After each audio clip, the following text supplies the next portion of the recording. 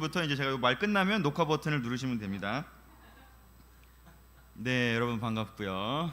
자, 오늘 드디어 이제 1월 그 첫째 주에 시작했던 공동서신의 대마지막 날입니다. 오늘 그 야고보서부터 유다서까지 지금 저희가 쭉 해왔는데요. 오늘 마지막 유다서를 끝으로 이제 공동서신 시리즈를 마무리하도록 하겠습니다.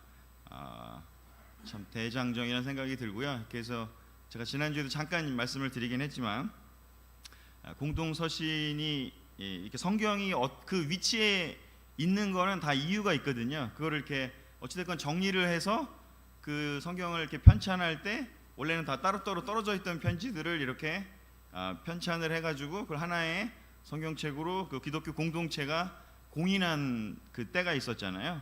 그래서 그때 그렇게 한 이유들은 다 있다. 의미가 있다, 이유가 있다.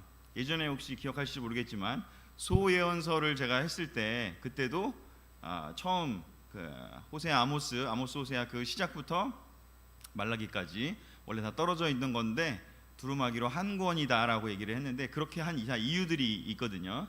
그래서 그런 것처럼 이 유다서는 그래서 야고보서와 이제 마지막 그 어떻게 보면 대칭을 이루는 마지막 권으로서 예수님의 동생이었던 야고보와 또 예수님의 동생이었던 유다가 이 공동서신을 이제 이렇게 완결하는, 열고 닫고 완결하는 그런 의미가 있고, 또 한 가지는 요한 1서와 요한 2서, 요한 3서 다음에 유다서가 오다 보니까 그 흐름, 그 맥락 속에서 이어지는 게 있어요. 그래서 지난주를 기억하실지 모르겠지만 요한 1서가 코이노니아에 대한 설명이라면 요한 2서, 3서는 그것의 예시라고 얘기했잖아요.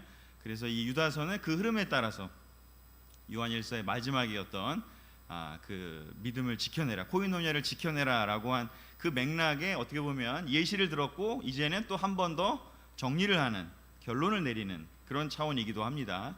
그리고 또 하나는 이제 유다서 다음이 무슨 책이죠?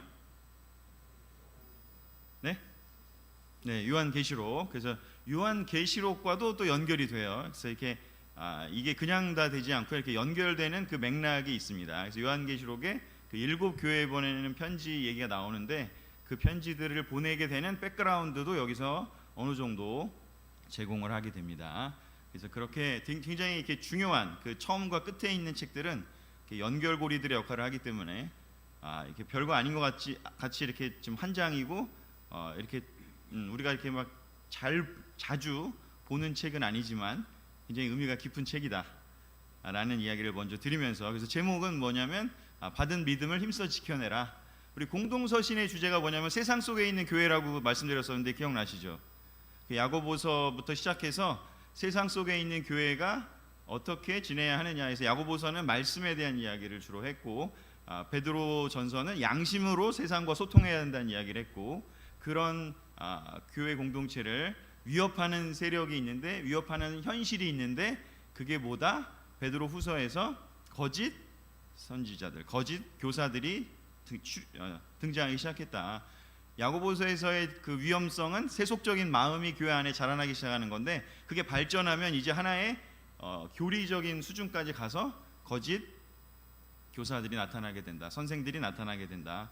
그리고 이제 요한 1서에 가서는 심지어 그게 하나의 분파를 형성하면서 아예 교회를 분열시키고 나가게 되는 그런 실질적인 일까지 일어난다라는 차원이었고요. 그래서 어떤 면에서는 여기는 그 생활로 보면 베드로 후서와 좀 비슷한 맥락이 들어가 있습니다. 그래서 그런 흐름이 있다는 것을 좀 살펴보면서 먼저 우리 1절을 보도록 하겠습니다. 우리 한 장이기 때문에 뭐 1장이라고 표현하지 않고요, 그냥 절만 이렇게 표현을 하겠습니다. 1장 1절인데요. 1절을 우리 같이 한번 읽어보겠습니다. 시작. 예수 그리스도의 종이며 야고보의 형제인 유다는 하나님의 부르심을 받은 여러분에게 편지합니다. 아멘. 예수님의 동생 유다가 쓴 편지인데요, 그 표현을 할 때, 자기 자신을 설명할 때 야고보의 형제라고는 얘기를 해요. 근데 예수 그리스도의 종이라는 표현을 씁니다. 야고보서 1장도 비슷하게 얘기를 해요. 예수 그리스도의 종인 야고보는 이렇게 표현을 해요. 그래서 예수님의 동생이란 걸 자랑스럽게 얘기할 수도 있고, 또 그것을 하나의 뭐 어떻게 보면 좀 이렇게 인정받을 수 있는 그 커리어로 얘기할 수 있는데 야고보도 그럴 것처럼 이 유다도 예수 그리스도의 종이라고 이야기를 합니다. 그래서 자기 자신을 이렇게 드러내지 않습니다. 유세비우스라고 하는 교회 사가의 기록에 보면 이런 얘기들이 나와요. 유다의 증손들이, 즉 이 유다의 후손들, 자녀들이죠. 여기 유다서를 쓴 이 유다의 자손들이 그 당시에 로마 황제였던 도미티아누스 황제가 하도 그 유대인들이 반란을 많이 일으켜가지고 AD 70년에 이제 예루살렘을 다 파괴시키거든요. 그리고 또 한 100년 조금 지나가서 또 뭐 파괴도 시키고 하는데, 요거는 이제 전이니까 처음 파괴하는 그 70년 전에 쓰여졌다고 얘기가 되어 있어요. 그래서 그때 이 도미티아누스 후손들이니까 이제 후대죠. 도미티아누스 황제는 좀 더 후대거든요. 100년 좀 넘어서. 그래서 그 도미티아누스 황제가 하도 반란을 많이 일으키니까 다윗의 혈통들을 전부 찾아가지고 다 잡아 죽이려고 이렇게 막 조사를 했대요. 그래서 그때 이 유다의 그 후손들도 이제 발각이 돼가지고 끌려가서 도미티아누스 황제가 보낸 사람들의 신문을 받는 그 기록이 남아 있어요. 근데 그들은 처벌받지 않고 그냥 이렇게 풀려났대요. 이유가 뭐냐면 그 사람들이 봤더니 옷도 허름하고, 그리고 실제로 뭔가 이렇게 막 재산도 많지도 않고, 조사를 해보니까. 그리고 손을 봤더니 굳은 살이 엄청 박혀 있고, 그들의 그 실제의 일을 하는 걸 보면 굉장히 평범하게 노동을 하면서 살았던 거예요. 그래서 그런 이야기를 보고 그냥 이렇게 풀어줬다, 이런 이야기가 있다고 합니다. 기록에 보면. 사실 기독교의 인구가 이제 점점 늘어나고 도미티아누스 황제쯤 때쯤 됐으면 사실 굉장히 좀 많아졌을 때거든요. 우리가 요한 1서 여기서 봤지만은 에베소 교회도 이렇게 여러 주의 교회들과 함께 성장해 나가고 있었고요. 예수님의 동생이면은 그걸 너무 자랑스럽게 얘기할 수 있고, 그걸 활용해서 사람들에게 인정도 받고, 또 여러 가지로 어떻게 보면 좀 편하게 살 수 있는 후원도 받고, 뭐 여러 가지 할 수 있지 않았겠습니까? 그런데 그런 것에 전혀 관심이 없었던 거죠. 야고보도 그렇고 유다도 그렇고 예수님의 종이라고 해서 진짜 종으로 그냥 겸손하게 말만 한 게 아니라 삶도 그렇게 산 겁니다. 어떠한 권리도 내세우지 않았어요.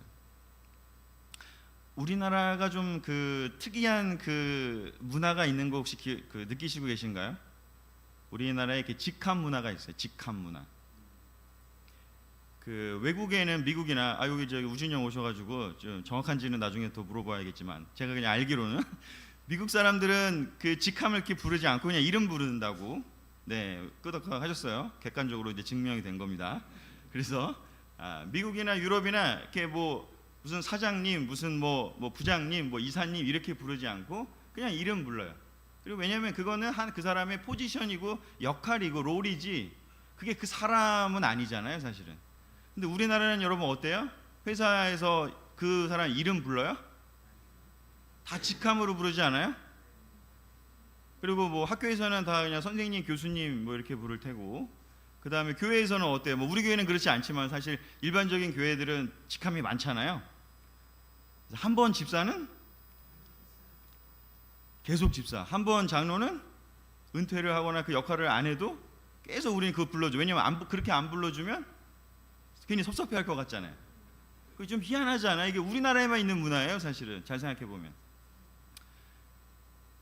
어떤 면에서는 그 포지션에 대한 그 어떤 그 직함에 대한 뭔가 이 갈구하는 그게 우리 안에 있지 않나라는 생각이 들어요.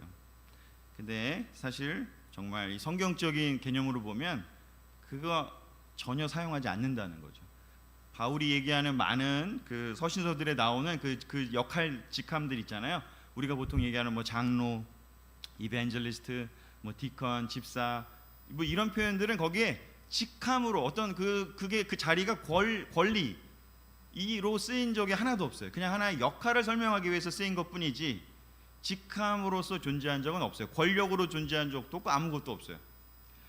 그래서 그런 정신이 우리 교회의 시작에 있어서 우리는 뭐 목사라고 하더라도 아니면 뭐 어떤 직함이 있다 하더라도 그걸 안 부르고 그냥 이름 부르고 그냥 형제라고 얘기하는 좋은 문화가 있었죠. 근데 어느덧 우리도 뭔가 그렇게 안 해주면 안 될 것 같은 우리 목사님 이런 것도 사실은 성역적이지 않은 거, 어떤 면에서 초대교회적이지 않은 거죠. 그래서 오로지 우리 스스로는 그냥 예수 그리스도의 종이고, 그리고 그냥 개인적으로 혈육적으로는 누구의 형제다. 바로 야고보랑 유다가 보여주는 이 정신이 저는 이 첫 번째 구절에서부터 너무 우리에게 울림을 주지 않나 라는 생각이 들고, 특별히 공부하다 보니까 이 유세비우스가 쓴 기록에 이 유다의 후손들에 대한 이야기가 있는 걸 보면서 그들이 정말 그냥 평범한 한 명의 제자로서, 한 명의 크리스찬으로서 교회에서 섬기고, 그러다가 그냥 이름 없이, 세상에서는 이름 없이 있다가 하늘나라 갔다, 그런 이야기가 굉장히 큰 울림이 있었습니다. 우리도 또한 그랬으면 좋겠어요. 그냥 교회에서 뭐 어떤 역할을 하다가 내려오면 그냥 역할이 사라진 거잖아요. 그냥 역할이 사라진 거고, 한 명이 또 그냥 일반 형제자매로 지내면 되는 거고, 역할이 이렇게 사라졌는데 아예 몸까지 사라지시는 분들이 이제 더 이상 안 계셨으면 좋겠어요. 역할이 사라진 거지, 그냥 한 명의 형제로서 다시 같이 할 수 있고, 또 누군가 다른 역할을 하면 그냥 그 역할을 하는 거지, 그 직함을 불러주는 세상적인 방식은 우리 교회는 없었으면 좋겠다. 그런 이야기를 하면서 다음으로 넘어가겠습니다. 자, 그럼 편지는 왜 썼을까? 유다서 3절 같이 읽어보도록 하겠습니다. 시작. 사랑하는 여러분, 나는 우리가 함께 누리는 구원에 대하여 벌써부터 여러분에게 편지하려고 생각하던 중에 성도들에게 단번에 주신 믿음을 위하여 힘써 싸우라는 편지를 써야겠다고 마음 먹었습니다. 함께 누리는 구원이라는 표현을 썼어요. 함께 누리는 구원, 요한일서의 표현으로 하면 코이노니아죠. 또 바울의 표현으로 하면 교회죠. 그래서 함께 누리는 구원을 바로 교회에서, 교회 공동체가 영적인 가족으로서 우리가 함께 누리고 있다고 표현을 합니다. 그냥 어렵게 그냥 붙들고 있는 게 아니라 이렇게 누리고 있다고, 이 세상에 살지만 그 영적인 하늘에서 오는 그 구원을 우리가 누리고 있다고 얘기를 합니다. 하나님과의 교제에서 오는 그 본질적인 기쁨을요. 자, 그런데 편지를 왜 써야겠다고 마음 먹었냐 했다면, 단번에 성도들에게 단번에 주신 믿음을 위하여 힘써 싸우라는 편지를 써야겠다라는 생각이 들었대요. 어떻게 보면 이제 그 사도 요한이 편지를 쓴 그 마음과 같은 마음이고, 또 사도 베드로가 쓴 마음도 같은 마음이고, 야고보가 쓴 마음도 같은 마음이죠. 그렇죠? 우리 예수님을 통해서 단번에 주신, 한 번에 주신, 예수님이 이루어내신 변하지 않을, 더 이상 새로운 그런 어떠한 뭐 일도 필요 없고, 그냥 그 십자가에서의 사역, 그 예수님이 하신 그 사역을 통해서 우리에게 주어진 그 믿음을 위해서, 그것을 지키기 위해서 우리에게 힘써 싸우라는 편지를 써야겠다고 마음을 먹었대요. 사실 뭐 공동서신이 그렇고 또 바울 서신도 그렇지만 바로 이 마음에서, 이런 동기에서 그렇게 얘기를 하겠죠. 영적 싸움에서 승리하는 그 비법도 알려주고 싶고, 또한 그 마음에 대해서도 함께 나누기를 원했습니다. 그래서 유다서도 바로 그런 내용이 여기에 들어있습니다. 그러면 이 유다서는 이런 마음이, 유다는 이런 마음으로 편지를 써야겠다고 마음을 먹었는데, 그러면 도대체 유다는 어떤 것으로부터 위험을 느꼈기 때문에 이 싸움, 이 영적인 싸움을 싸우라고 이야기하는 건지를 그 다음 구절을 통해서 한번 확인해 보도록 하겠습니다. 4절에는 이렇게 되어 있습니다. 이것은 어떤 사람들이 몰래 여러분 가운데 끼어 들어왔기 때문입니다. 그들은 경건치 않으며 하나님의 은혜를 악용하여 방탕한 생활을 하고 우리의 유일한 주인이신 주 예수 그리스도를 모른다고 딱 잡아떼는 사람들입니다. 성경은 그들이 받을 심판을 이미 오래전에 예언하였습니다. 아멘. 왜 편지를 썼는지를 얘기하고 난 후에 바로 이어서 뭐라고 얘기하냐면, 이것은 즉 이런 마음을 내가 먹은 이유는 어떤 사람들이 몰래 여러분 가운데 끼어들어왔다는 소식을 들었기 때문인 거예요. 그럼 그 어떤 사람들이 뭔가 이상한 짓을 하고 있다는 거죠. 그래서 사실 유다서는 베드로 후서와 같이 이렇게 해서 신학자들이 연구를 많이 했고, 비슷한 맥락이다라는 이야기로 논문도 많이 나와 있고 연구가 많이 돼 있어요. 베드로 후서에서 공부했던 그 내용이 여기에 연결이 많이 되는 거예요. 자, 그래서 이 어떤 사람들이라고 하는 이 미혹하는 자들의 문제가 이제 발생이 된 거죠. 그래서 그것을 그들은 어떤 사람인지를 이제 알려주고 어떻게 싸워야 될지를 이야기를 합니다. 베드로 후서도 그 얘기를 하고 또 이제 요한 1서는 그 다음 단계 가서 얘기를 한다면 어떤 면에서는 그 시간 순서로 보면 요한 1서 전에 베드로 후서 다음에 유다서가 있는 것이 시간 순서로는 맞아요. 하지만 그러나 전체의 이 짜임새를 위해서 유다서를 여기에 배치를 했습니다. 자, 그럼 그들은 누구인가? 그 미혹하는 사람들은 누구인가?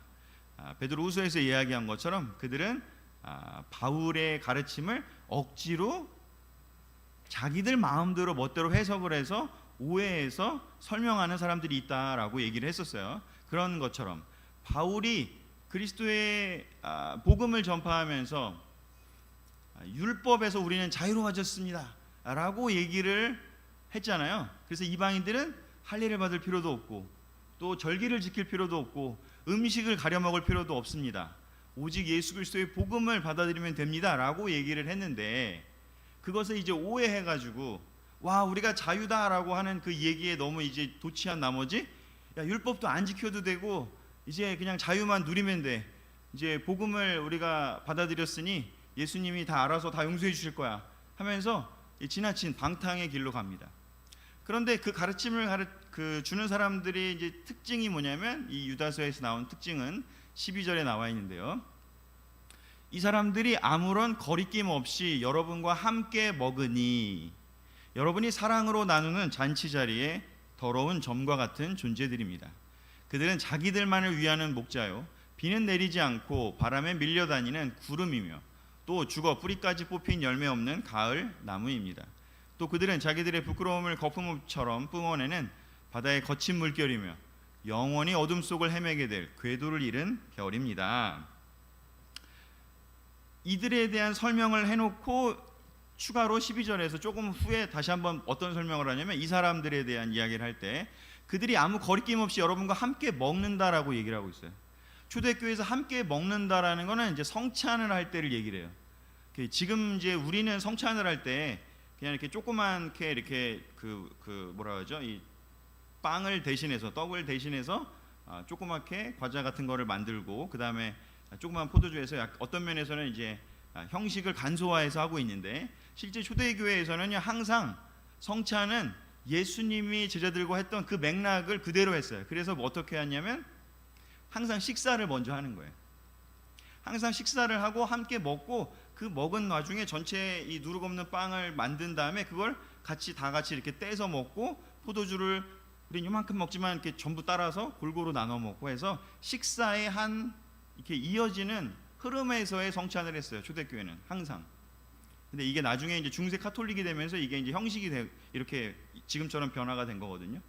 그래서 여기서 함께 먹는다라는 표현은 고린도 전서에도 11장에도 우리 성찬할 때 그런 이야기가 나오는 것처럼 여러분과 함께 먹는다라는 상황은 이 성찬을 함께 나눈다라는 뜻이에요. 우리의 지금 표현으로 하면. 그래서 거리낌 없이 성찬을 함께 나눈다라는 건 뭐냐면 그냥 우리가 서로 형제자매라고 인정하는 사람들이라는 뜻인 거예요. 그런 사람들 가운데 이제 어떤 이런 문제들이 생겨나기 시작한다는 거죠. 그래서 이건 외부에서의 어떤 공격이 아니고 우리 내부 안에서 일어나는 일인 거죠.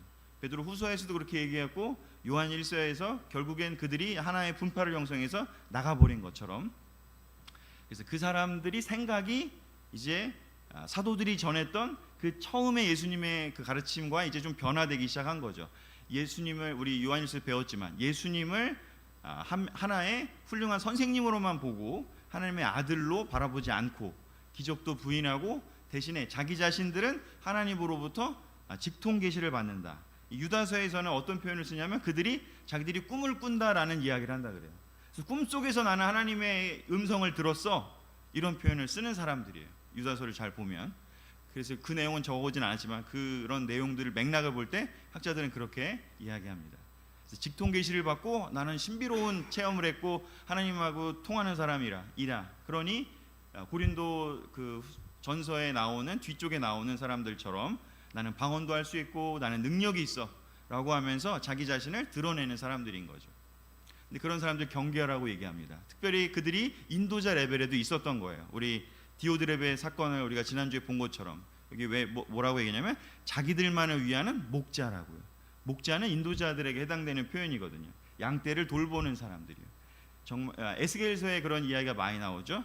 자기 자신을만 배불린다고 양떼들의 그 모든 어떤 노동력이나 아니면은 그런 양떼들이 벌어다 주는 것들을 활용해서 자기들의 필요만 채우는 그 목자에 대한 비판이 주가 되는데, 바로 여기서처럼 정말 그 양들을 위해서 섬기는 인도자가 되어야 되는데 그게 아니라 자기들의 영광만을 위하는 목자라고 얘기를 합니다.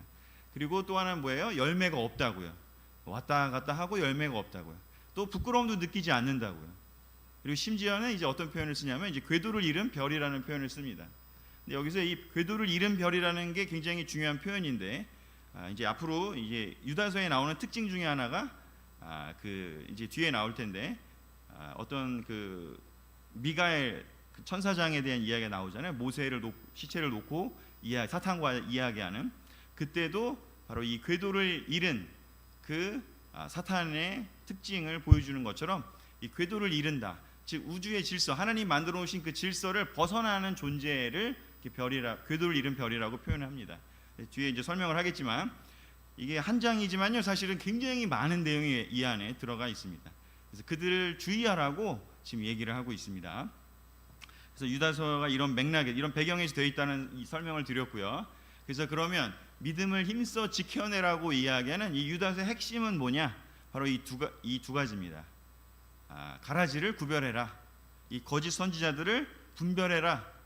굉장히 비판을 합니다. 유다가 여기서 이들을 조심해라라고 얘기를 하고, 그리고 또 하나는 뭐예요? 그 대신에 우리는 어떻게 하라고요?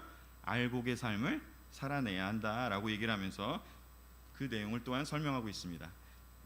알곡과 가라지라는 표현이 유다서에 나오지는 않지만 예수님이 얘기한 비유에서 이 이야기가 나오죠. 마태복음 15장인가요? 그 즈음에 31절인가에 아마 나올 텐데 14장에 15장에 알곡과 가라지 비유를 하잖아요. 그때도 어떤 거예요? 알곡들 사이에 가라지가 있다고요. 바로 여기서 표현한 것처럼 같이 거리낌 없이 같이 성찬 애찬을 나누는 사람들 중에 그들이 지금 활동하고 아직까지 요한일서처럼 나가지는 않았지만 그 안에 활동하는 상황이 된 거예요. 베드로후서처럼. 그래서 이거를 할 수 있어야 한다라는 이야기를 하는 거죠. 자, 그러면 가라지를 구별하기 위해서 유다가 제시하는 그 파악할 수 있는, 분별할 수 있는 그 방법을 얘기하고 있습니다. 6절을 우리 같이 한번 읽어보겠습니다. 시작. 또 자기 지위를 지키지 않고 제 위치를 떠나 범죄한 천사들을 영원한 쇠사슬로 묶어 심판 날까지 어둠 속에 가두어 두셨습니다. 사탄의 속성을, 사탄의 영향을 받은 사람들을 이제 그 거짓 교사들이라고 보통 이야기를 하거든요. 바로 그 표현을 할 때 뭐라고 얘기를 하냐면 자기 지위를 지키지 않고 제 위치를 떠나 궤도를 잃은 별과 비슷한 맥락인 거죠. 바로 천사들, 범죄한 천사들, 즉 사탄이 범죄한 천사라고 이해하고 있는 유대인들의 그 관념에서 그들이 그 범죄한 천사들의 특징이 뭐냐면 자기 지위를 지키지 않고 떠나는 존재라는 거예요. 성경에 많이 나오는 표현, 바울이 많이 하는 표현 중에 하나가 뭐냐면 하나님은 질서의 하나님입니다. 하나님이 이 세상을 창조할 때도요, 온 우주를 그냥 무질서하게 만들지 않았잖아요. 중력의 법칙, 상대성 원리의 법칙, 지금 막 발견해내고 있는 과학의 많은 그런 법칙들이 하나님이 만들어 놓으신 우주의 원리잖아요. 그 하나님 만들어 놓으신 원리를 공부하려니 얼마나 우리가 머리가 터집니까? 그렇죠? 그런 하나님 무질서하게 해놓지 않고 자연 법칙으로, 또 인간에겐 인간의 법칙대로, 사회 법칙으로, 인과응보의 법칙으로 여러 가지 법칙들로 만들어놨어요. 질서의 하나님이라는 거죠. 바로 그렇게 해서 사람들도 각각의 그 질서 안에서 생활하게 해놓은 거예요. 천사들도 질서 속에서 존재했어야 돼요. 근데 자기의 위치를 지키지 않고 제 위치를 떠난 그 존재가 바로 사탄이라는 이야기를 합니다. 범죄한 천사들을 설명할 때 이 자기 지위를 벗어난 거에 대해서 이야기를 하고 있어요. 그래서 함부로 우리가 우리의 지위를 떠나는 것이 되게 위험하다라는 이야기를 하면서 11절에 3명의 예를 들고 있습니다. 그들에게는 불행이 닥칠 것입니다 라고 얘기를 하면서 그들은 가인의 악한 길을 따르고 돈을 위해 발람의 잘못된 길로 달려갔으며 고라처럼 하나님을 거역하여 멸망으로 치닫고 있습니다라고 얘기하면서 이 세 명의 예를 들고 있습니다. 범죄한 천사들의 그 성품을 고스란히 물려받은 그 사람들에 대한 이야기를 하고 있어요. 거짓 교사들이 지금 거짓 선생들, 거짓 주장을 하는 그 거짓 목자들이 가는 길이 바로 이 세 명의 길이다라고 얘기를 하는 거죠. 가인의 그 악한 길이라고 표현된 거는 뭐예요? 하나님에게 포커스해야 될 것을 동생하고 비교하면서 시기 질투하는 마음 때문에 그르쳐버리잖아요. 그래서 우리 이 시기하는 마음, 빌립보서 표현으로 하면 이기적인 야망이 그의 마음속에 있었기 때문에, 교회 형제자매들하고 비교해서 자기가 더 높아지려고 하는 마음이 있었기 때문에, 다른 사람의 인정을 받고 싶은 마음이 있기 때문에 하나님의 인정보단 사람의 인정이요. 그게 결국에는 사울이 지은 죄와도 맥락이 다 있는 거죠. 그래서 이 범죄한 천사, 자기들의 지위를 벗어났다. 자기가 받을 만큼 하나님이 공정하고 공평하게 영광을 우리가 받을 만한 영광을 하나님이 주시는 그런 공정한 분이시라는 걸 우리가 믿는다면, 옆 사람이 영광 받고 내가 좀 영광 덜 받더라도 문제 없지 않겠습니까? 하나님의 공정하심을 믿는다면, 그리고 내가 좀 뭔가 하나님이 나를 좀 뭔가 안 받아주시는 것 같다면 나를 들여다보고 나를 바꾸려고 해야 되지 않아요? 근데 가인은 그렇게 하지 않았죠. 저 아벨만 없어졌으면 하나님이 날 사랑했을 텐데, 그렇게 얘기하면서 아벨을 가인이 죽여버렸죠. 그래서 이 가인이 바로 그렇게 나옵니다. 자기의 그 지위를 벗어나는 거예요. 그렇게 표현하는 거예요. 이 시기하는 마음이 바로 자기가 받을 만한, 디저브한 자기가 받을 만한 것을 넘어서, 제 지위를 넘어서 받기를 원한 거죠. 지구가 태양의 영광을 구하면 어떻게 하겠습니까? 지구는 지구로서의 영광을 구해야죠. 태양은 별이고 지구는 그 별을 도는 하나의 작은 행성입니다. 그런 것처럼 아까 그 별 이야기를 한다면, 두 번째는 발람의 탐욕이요. 발람의 잘못된 길. 이게 이제 계시록에도 발람 이야기가 나오는데 발람이 굉장히 중요한 부분이 있습니다. 발람의 탐욕. 발람이 이렇게 이스라엘 사람들을 저주해 달라고 이렇게 돈을 들고 왔을 때 그가 거부했잖아요. 근데 이 성경에 나오진 않지만 이렇게 성경 외경에 기록된 거에 의하면 발람이 그때는 거부를 했는데 결국에는 그 돈 주고 발람에게 이스라엘을 저주해 달라고 한 사람들의 말을 결국에는 듣고 나중에 비법을 알려줬다고 해요. 그 비법이 뭐냐면 그 모압 평야에다가 여자 신도들을, 그 예쁜 여자들이 거기서 이렇게 그 신전 행위를 하도록 해라. 그러면 이스라엘의 남자들이 못 견뎌가지고 와서 음행을 할 것이다. 그 비결을 알려준 사람이 발람이라고 하는 글이 있습니다. 그래서 결국은 그 일로 이스라엘이 망하잖아요. 그 일로 이스라엘이 비느하스가 가서 막 그 창으로 찔러 죽이는 사건도 이제 그 맥락에 나오는 거잖아요. 다 앞에 가서 결국에는 모압의 여자들을 음탕하게 하게 되는 것. 저주는 하지 않았지만 결국은 그 지혜를 알려주는 거예요. 발람이 워낙 지혜로운 사람이었으니까 돈을 받고. 그래서 발람하면 이 탐욕의 대가로 알려져 있어요, 이스라엘 사람들한테는. 세 번째, 고라의 교만이죠.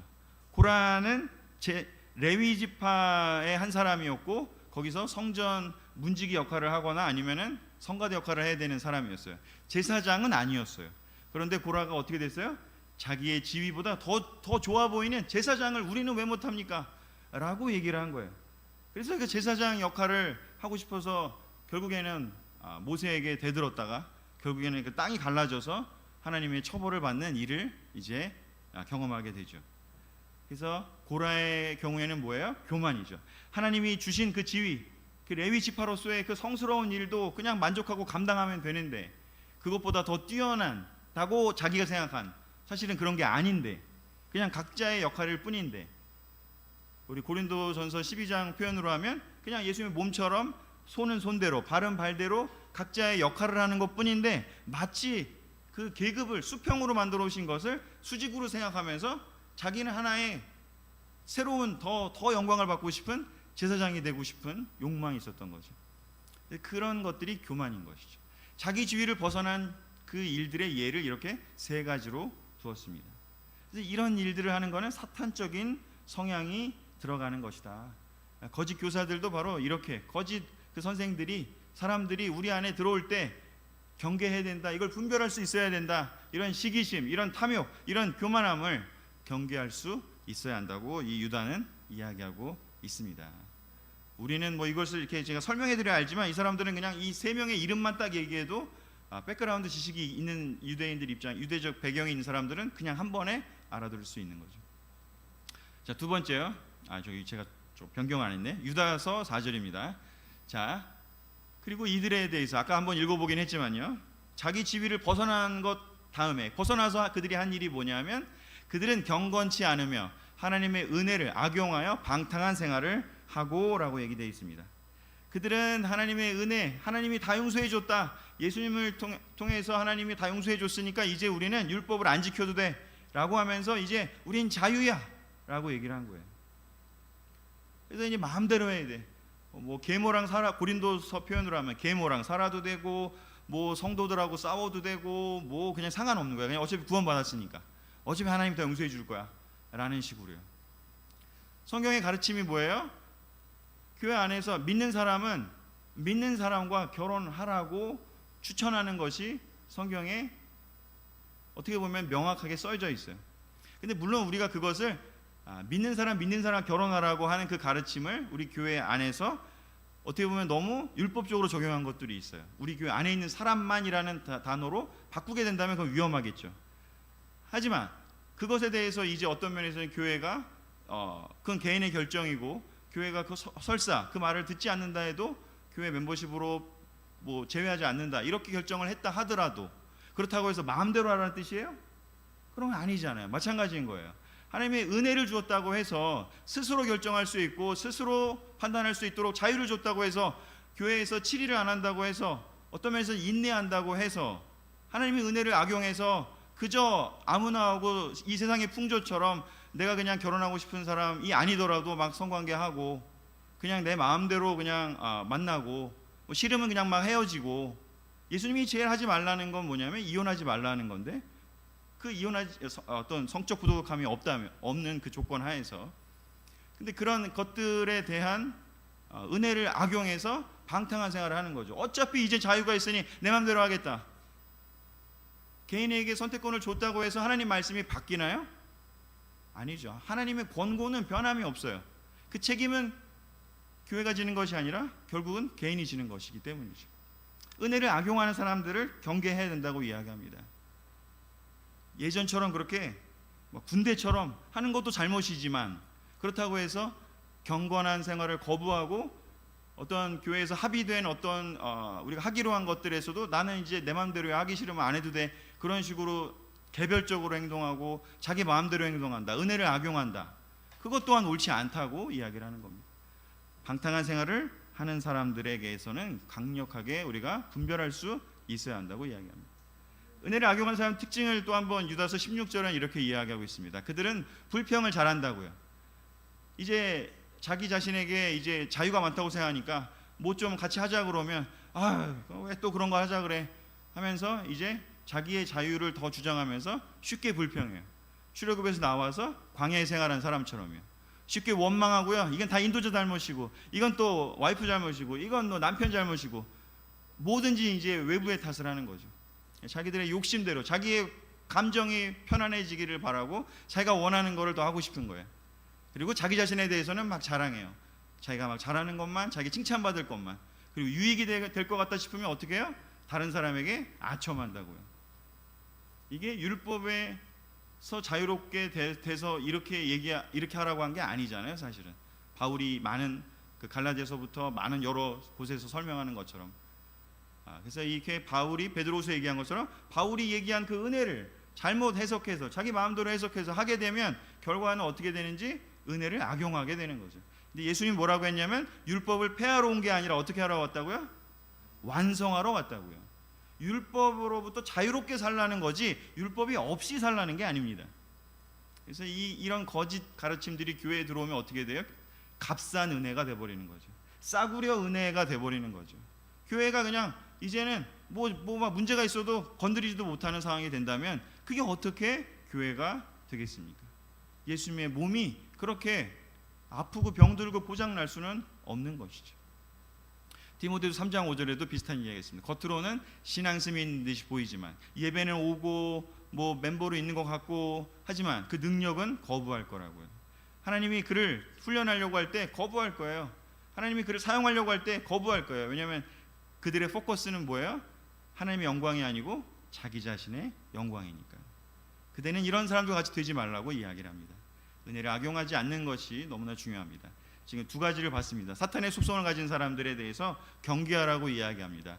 그런 사람들은 어떻게 되는지 유다서 19절에 이렇게 얘기합니다. 그들은 분열을 일삼는 육적인 사람이라고요. 하나가 되라고 예수님이 그렇게 얘기했는데 같이 함께 하려고 하고 자기를 낮추고, 어떻게 보면 사도 요한이 그 권위를 행사할 때 디오드레베가 말을 안 들은 것처럼 교회에 어떤 권위가 있고 질서가 있는데 그렇게 해서 정해진 어떤 규칙들이 생기고 어떤 거 함께 하기로 결정을 했다면 그런 것들을 따라야 되는데 이젠 자기 자신이 중요하니까 분열을 일삼는 육적인 사람이 된다고 이야기하고 있습니다. 그리고 또 하나를 뭐라고 얘기하냐면 19절을 읽어보세요. 거기 나옵니다. 그들은 그래서 성령이 결국은 떠난 사람이 된다고 이야기를 합니다. 아무리 여기 디모데 여기 3장에서 얘기한 것처럼 신앙심이 있는 듯이 보일 수는 있어요. 기도도 할 거고요, 성경 가르칠 수도 있어요. 하지만 분열을 일삼는 일을 하고 성령이 없는 사람으로 평가가 될 거라는 것입니다. 성경에 그렇게 기록이 되어 있는 이 성경 말씀의 근거에서 하나님이, 예수님께서 그들을 그렇게 정죄하시게 될 겁니다. 그렇다면 우리가 가라지를 조심해야 하는 걸 살펴봤다면 그러면 알곡의 삶은 어떻게 우리가 지켜내야 되느냐? 여기서 이렇게 그 20절에서 21절 그리고 23절 그 끝부분까지 이제 유다는 이 이야기를 합니다. 같이 읽어보도록 하겠습니다. 시작. 그러나 사랑하는 여러분은 가장 거룩한 믿음 위에 자신을 세우며 성령으로 기도하십시오. 그리고 하나님의 사랑 안에서 자기를 지키며 영원한 생명에 이르도록 우리 주 예수 그리스도의 자비를 기다리십시오. 가라지들은 경계해야 돼요. 하지만 예수님 비유에서도 한 것처럼 어떻게 해요? 그들을 막 뽑아내라고 하지 말잖아요. 드러날 때까지 기다리시는 거예요. 드러나서 하나님이 잘라낼 때까지는 우리가 건드리지 말라고 하는 게 예수님의 그 비유의 핵심이었어요. 이유는 뭐냐면 알곡이 다칠까 봐. 괜히 가라지 막 파헤치려다가 알곡이 다칠 수가 있거든요. 교회에 문제가 있어서 막 뭔가 치리할 수 있어요. 하지만 막 치리만 적극적으로 해버리는 것도 성경적이진 않아요. 온전히 증거가 다 드러나서 최소한의 그 알곡의 피해가 안 되게 하는 것이 성경적인 거죠. 그래서 가라지를 구별하는 것도 중요하지만 그럼 알곡으로 어떻게 되느냐? 가장 거룩한 믿음 위에 우리를 세우라고 이야기를 해요. 거룩한 믿음, 즉 예수님에게 우리의 믿음을 세우라는 거죠. 이 예수님에 대해서 우리가 포커스를 더욱더 깊게 가져가야 됩니다. 그리고 성령 안에서 기도하라고 이야기를 합니다. 그 여러분의 힘으로 하지 마시고 우리의 힘으로 하지 말고 하나님의 성령의 힘을 의지하는 거죠. 기도하는 사람인지 아닌지를 보면 하나님을 의지하는 사람인지 아닌지를 알 수 있어요. 제가 듣기로 어떤 형제님께서 정말 이렇게 매일매일 시간을 정해놓고 기도하시는 그 습관을 가진 형제님들의 이야기를 듣습니다. 성령을 의지하시는 형제님이죠. 그 사람이 기도를 얼마나 많은지, 어떻게 하는지를 보면 그 사람이 정말 하나님을 의지하는지, 성령을 의지하는지 아니면 자기 자신을 의지하는지는 거기서 저는 드러난다고 생각합니다. 하나님의 사랑 안에 자기를 지키라고요. 자기를 지키는 것이요. 우리가 마음이 언제 흔들리냐 하면 하나님의 사랑 안에는 자비심이 있고 하나님의 긍휼함이 있어요. 내가 좀 뭔가 잘못하는 것 같고 실패할 때 우리는 하나님의 사랑을 믿어야 돼요. 내가 고백하고 인정하고 하나님 앞에 갔을 때 하나님께서 받아주시고 수용해 주시고 용서해 주시고 다시 기회를 주실 거라는 걸 우리가 믿어야 돼요. 하나님의 그 크신 사랑 안에 우리를 지켜야 돼요. 우리가 그 하나님의 사랑 안에 없으면 우리는 우리 스스로를 절대로 지킬 수가 없을 것입니다. 왜냐하면 죄책감이 들면서 내가 나를 공격하고 아이고 왜 이거밖에 안 돼 하면서 나를 공격하게 되고 아유 나는 안 돼 하면서 결국에는 포기할 수밖에 없게 되기 때문이죠. 그리고 영원한 생명에 이르도록 주 예수 그리스도의 자비를 기다리라고요. 어떤 일이 해결될 때까지 우리가 늘 해야 되는 태도가 뭐냐? 예수 그리스도의 자비를 기다려야 돼요. 예수님이 해결하실 때까지 우리는 기다릴 줄도 알아야 돼요. 내 뜻대로 안 된다고 안달복달하지 않고요. 예수님의 자비로운 판결이 있을 때까지 우리는 인내하면서 기다릴 줄 알아야 돼요. 문제 해결을 내 맘대로가 아니라 우리 인간들의 뜻대로가 아니라 예수 그리스도의 뜻이 나타날 때까지 기다릴 수 있어야 합니다. 마지막 슬라이드고 마지막 또 9절입니다. 22절, 23절. 그 다음에 어떻게 하라고요? 또 추가로 같이 읽어볼게요. 시작. 의심하는 사람들을 불쌍히 여기고 불 속에 있는 사람들을 끄집어내어 구원하십시오. 또 육신의 정욕으로 더럽혀진 사람들은 그들의 옷까지 증오하며 두려운 마음으로 그들을 불쌍히 여기십시오. 24절, 25절은 이제 그 인사말이기도 해서 여기서 포인트는 정리를 하려고 합니다. 의심하는 사람들, 즉 예수님에 대해서 의심하는 사람들이 생겨나죠. 왜냐? 거짓 그 미혹하는 사람들이 자꾸 어떤 이런저런 얘기하면 마음이 흔들리잖아요. 그 흔들리는 사람일 때 아유 저렇게 또 믿음이 약해 빠져가지고 어떡하냐 비난하지 말고요. 그들을 불쌍히 여기라고요. 예수님의 하나님의 사랑이 우리를 지키는 것처럼 그리스도 형제자매들의 사랑이 그 의심하는 그 믿음이 약한 사람들을 지켜줄 수 있어야 하는 것이죠. 그리고 불 속에 있는 사람이요. 이건 무슨 표현일까요? 우리 마음이 막 불타오른 것 같이 너무나 감정적으로 힘든 거예요. 데미지도 있고 힘든 사람들이요. 갈등 속에 있어요. 불 속에 있어요. 어찌할 바를 몰라요. 그런 사람들 어떻게 해야 돼요? 끄집어내래요. 사탄과의 그 전쟁, 그 싸움, 그 불 on the fire, 그 불 안에 있는 사람들, 전쟁통에 있는 사람들이요. 끄집어내야 된다고요. 주위의 형제자매들이 사탄과 싸움을 하고 있다면 어떻게 해야 돼요? 이겨라, 이겨라. 그냥 그렇게 하고 말아야 되나요? 아니요. 들어가서 끄집어내야 돼요. 유다는 우리에게 적극적인 태도를 필요로 하고 있습니다. 사랑으로 끄집어내라고 이야기를 합니다. 하나님의 말씀을 다시 알려주고 이야기를 해줘야죠. 그리고 육신의 정욕으로 더럽혀진 사람들은 어떻게 해요? 그 옷까지도 증오하래요. 그들의 그 잘못된 생각에 대해서는 미워하라는 거예요. 거부하라는 거예요. 요한 2서 표현을 빌면 만나지도 말라는 거죠. 그리고 또 하나 필요한 건 그렇게 하되 어떻게 해요? 두려운 마음으로 와 이게 정말 사탄이 활동하는 게 너무 두려운 일이구나. 믿음을 끝까지 지켜나가는 게 정말 두려운 일이구나. 구원을 이루어 나가는 것이 정말 만만치 않은 일이구나. 두려운 마음으로 그들을 여전히 어떻게 하라고요? 불쌍히 여기라고요. 그들에게 잘못된 거는 증오하는 마음까지 거부하고 분별해야 되지만 한편으로 어떻게 하라고요? 불쌍히 여기는 마음을 잃어버리지 말라고 이야기를 합니다. 바울이 고린도 전서에 그 7일을 하면서 뭐라고 얘기해요? 비록 그들이 몸은 사탄에게 내어주더라도 그들의 영이 다시 돌아올지를 어떻게 알겠습니까? 라고 하면서 그렇게 하기 위해서라도 우리가 이 7일을 해야 된다고 이야기를 했습니다. 그게 바로 뭐예요? 불쌍히 여기는 마음으로 하는 거죠. 그래서 이렇게 정말 우리가 그냥 이렇게 자주 이렇게 공부하지 않는 장이지만 이 안에 정말 이 유다가 많은 것들을 농축해서 우리에게 어떻게 보면 이렇게 공동서신의 축약본이라고도 합니다. 이렇게 해서 공동서신 마지막 유다서를 오늘 끝으로 공동서신을 마치도록 하겠습니다. 아멘.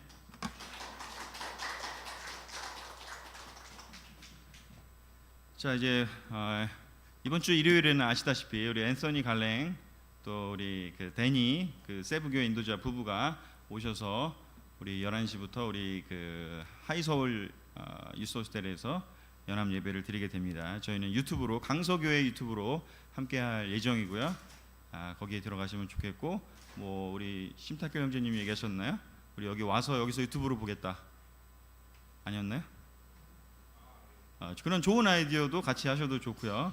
네, 하여튼 각자 그룹끼리 또 잘 이렇게 예배 보셔도 좋고 우리 너무 놀랍게 우리 그 이번 주 일요일은 그렇게 예배를 같이 드리고 우리 다음 주에 다시 만나도록 하겠습니다. 기도하겠습니다. 사랑의 말씀 하나님, 예수님의 동생 야고보가 시작했고 또 예수님 동생 유다가 세상 속에서 교회를 지키는 그 길에 대해서 1월부터 9월까지 함께 공부를 했습니다. 하나님 아버지, 이 시대에 저희에게 꼭 필요한 말씀들이 그 안에 들어있었다고 생각합니다. 하나님 아버지, 예수님의 동생이었다면 얼마나 자랑스럽고 얼마나 또 사람들로부터 존경을 받고 영광을 받고 살았을 수 있었을까 생각이 들지만 그들은 예수님이 살았던 그 모습처럼 겸손하게 스스로를 낮추고 종으로서 교회를 섬기고 또 그들의 믿음을 지켜나갔습니다.